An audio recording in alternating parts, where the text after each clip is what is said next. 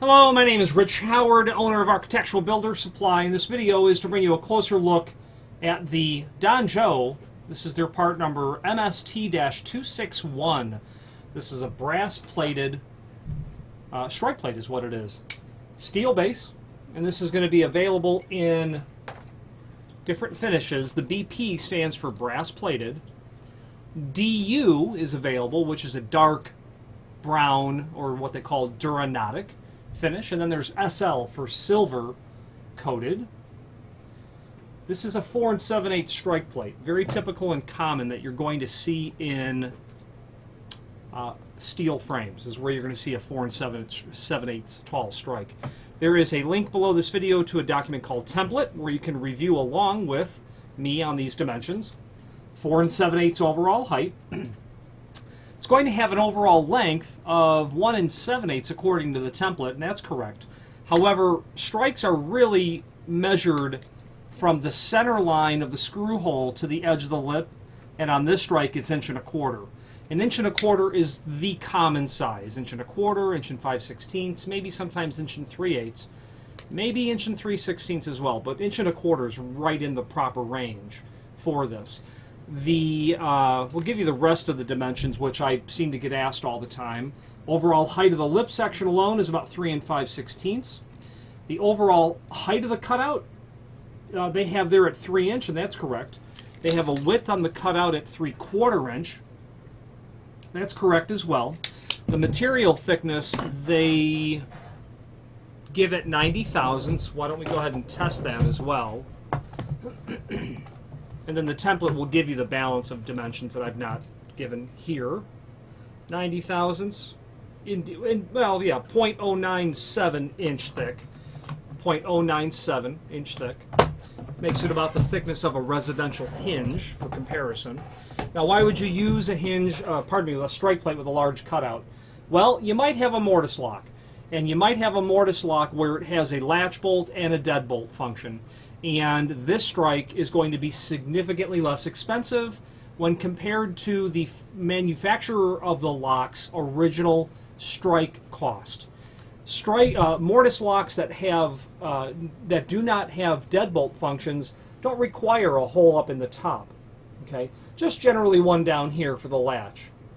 If you had a deadbolt function, conversely, you're not going to need a hole down here, just one up here. You might have a condition by which you need to have a full-size cutout there to account for the lock that you're using.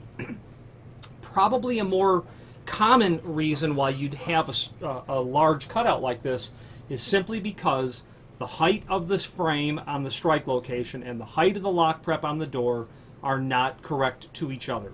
There's a mistake that has occurred, or you have been able to hang a door in a frame from a door manufacturer where the hinges line up, but the lock doesn't exactly line up. There's at least one scenario where that's the case.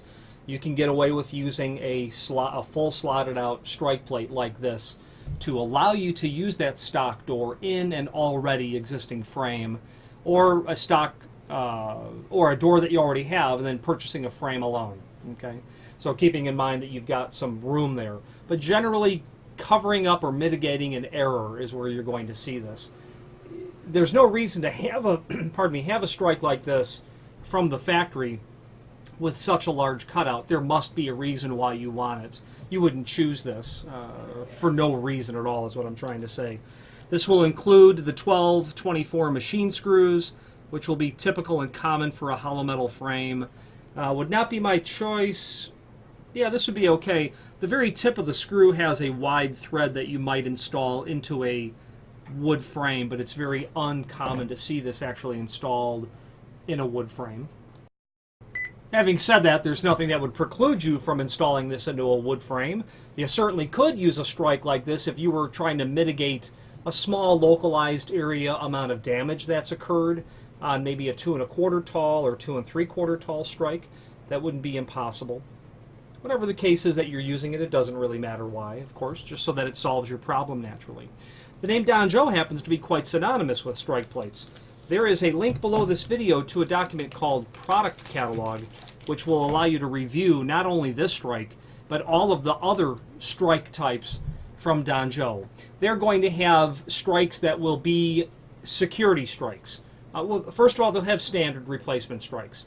They will have security strikes that you would use in a residential and even commercial application where you need to reinforce a frame or possibly reinforce a frame after some damage has occurred.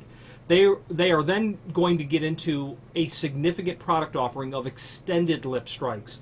Our conversation earlier about the lip length was crucial in the sense that you might require a strike with a longer or maybe shorter, but generally a longer lip length. That would be very common, and the name Danjo is synonymous with all that, so you can get to the product catalog from below this video.